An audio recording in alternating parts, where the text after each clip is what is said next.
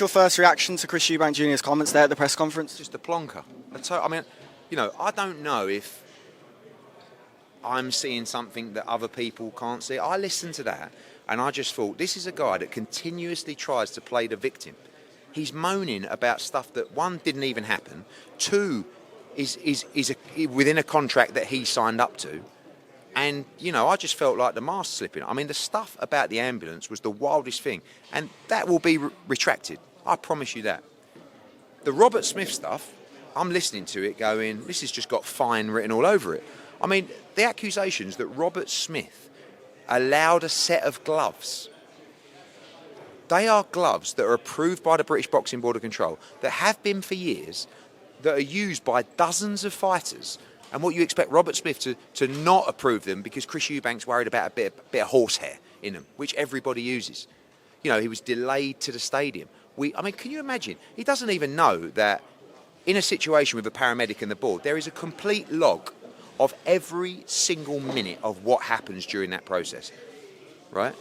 What does he think? That I go to the paramedics and the board and say, listen, mate, can you do me a favour? Can you delay the ambulance for 20 minutes so he can't go? It's absolute. And if you're not the brightest spark, you're listening to that shit, going, oh, that's terrible, they've done that. And I'm not having it. So that will be dealt with. You know, the fight is the fight. The fight is a thriller. The first fight was a fight of the year contender.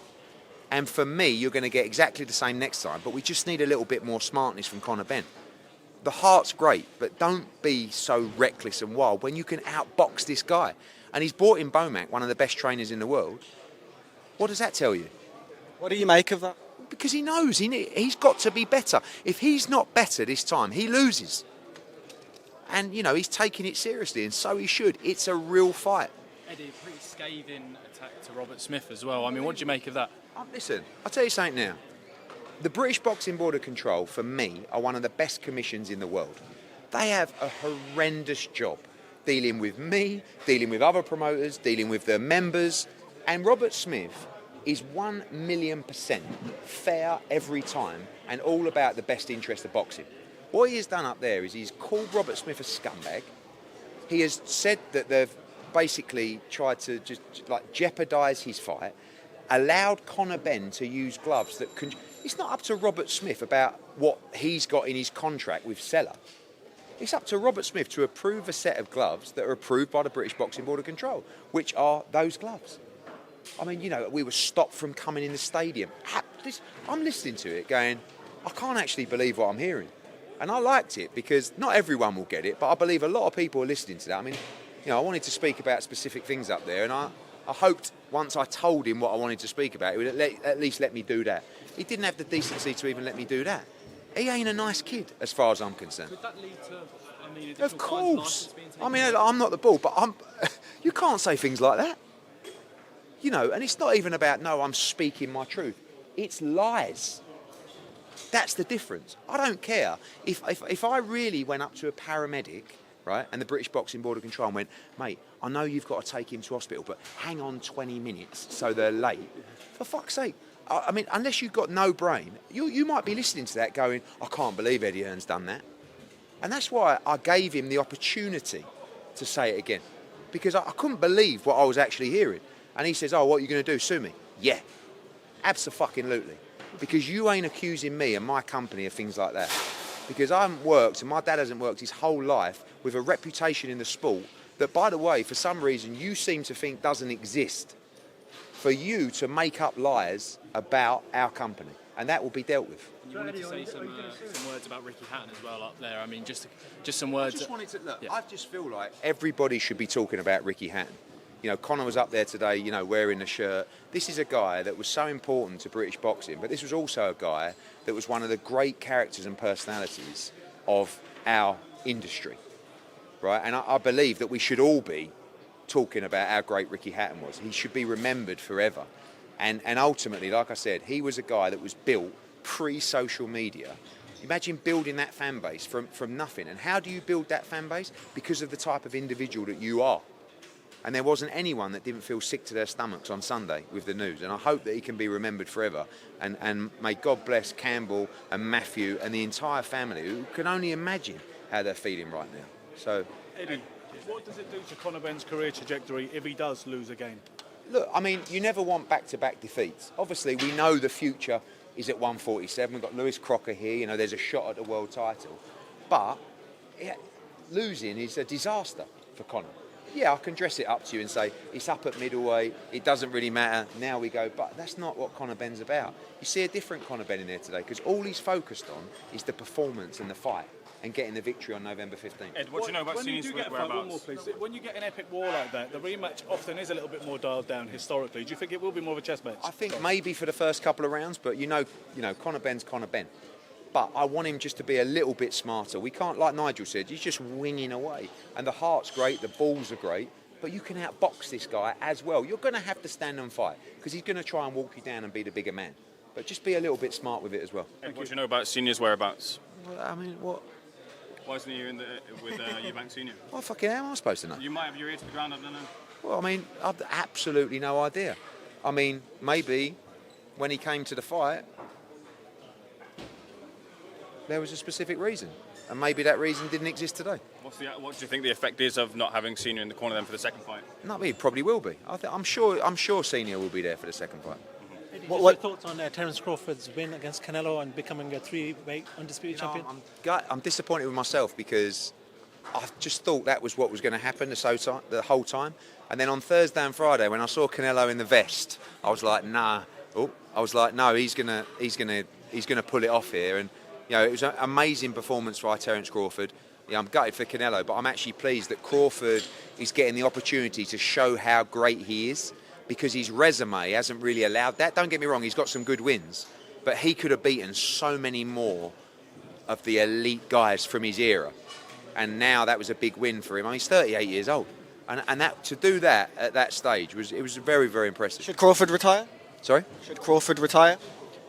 Do you know what? Someone said the other day, and it's very true, because I actually said it about Usyk. We've got a real tendency, haven't we, to kind of try and retire people off. Do you know what I mean? Like I said with Usyk, I think now he should retire. And everyone's like, why do you want him to retire? It's like, I just think it's a great way to go out. I actually also think that Crawford could move down and win a world title at 160. And that would make him, what, 6 division champ? 5, 35, 40, 47, 54, 6 division champion. But the problem is Terence Crawford now is really only going to want a fight for big money, and there's only certain fights that can generate that kind of money. So Shakur, who's obviously very close to him, seemed to say so maybe that's it. Canelo, what do you think Canelo should do? I don't know. He was very honest, wasn't he? He said, look, my body's just not the same anymore. So maybe that's a sign that, you know, in answer to your question, Terence Crawford against Jaron Ennis, for me, is the best fight in American boxing.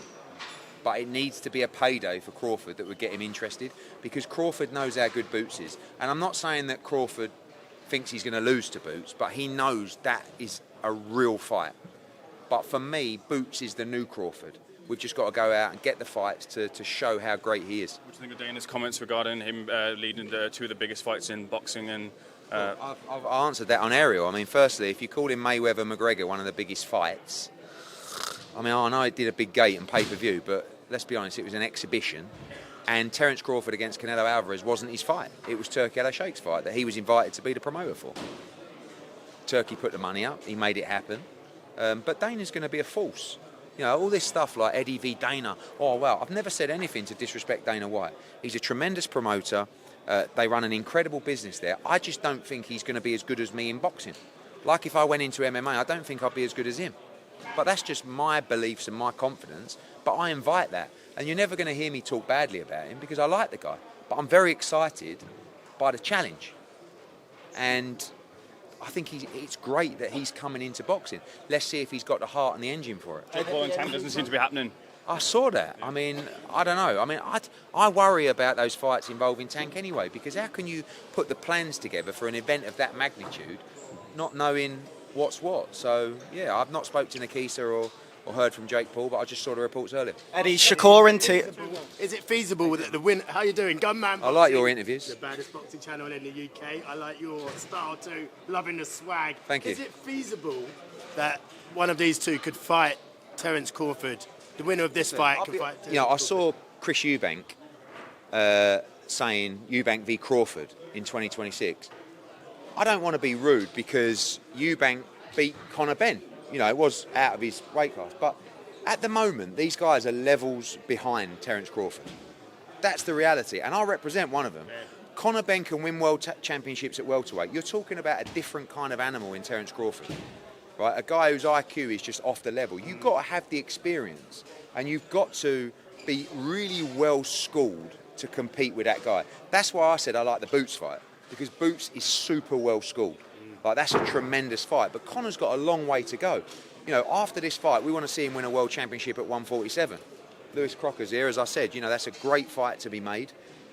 But Crawford, you know, you got to get there. And Eubank, you know, Eubank showed he won a close decision against a welterweight last time out. And he keeps talking about when was the last time he fought a welterweight, blah, blah, blah. Conor Benn is a welterweight. You see that in the ring.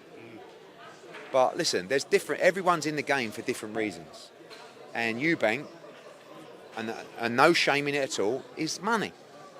And Conor Benn, of course he wants to make money, but for this fight, all he cares about is redemption. And that's why you see a different Conor Benn today. It's not about the bullshit. It's just about getting your nut down and getting the job done on November 5th. Absolutely. Last question from me. Does Conor Benn need to be much more technical? No swinging like Spider-Man.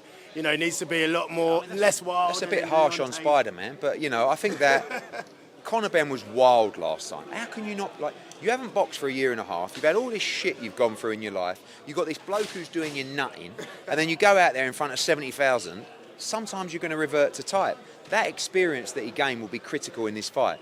We've still got to go to war, but you just got to be a little bit cuter. He can outbox Eubank. He's better than Eubank, technically.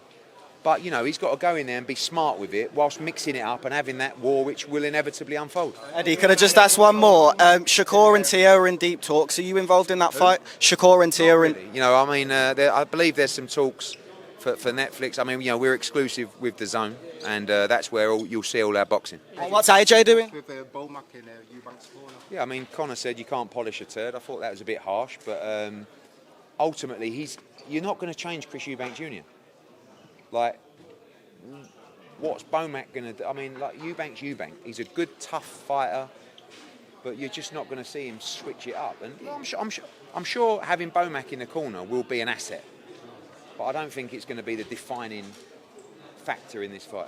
And what time is Netflix on tonight? It's already on, mate. Have you not watched it? I've watched it, Yeah, you need to binge watch that shit. Yeah, good man. AJ said he wants to buy your place in that. AJ said he wants to... I've always said that. You know a story about Anthony Joshua? The first meeting I ever had with him, he walked into my office. Actually, it was my dad's office at the time. And we got these oak doors, right? And they're about that thick. And he opened the door and he went, oh. And he started like banging the door. And he went, can I have these doors? I'm like, no, you can't have these fucking doors. Sign the contract first. And he's always said he wants to buy that house. So once he beats Tyson Fury, I might give it to him.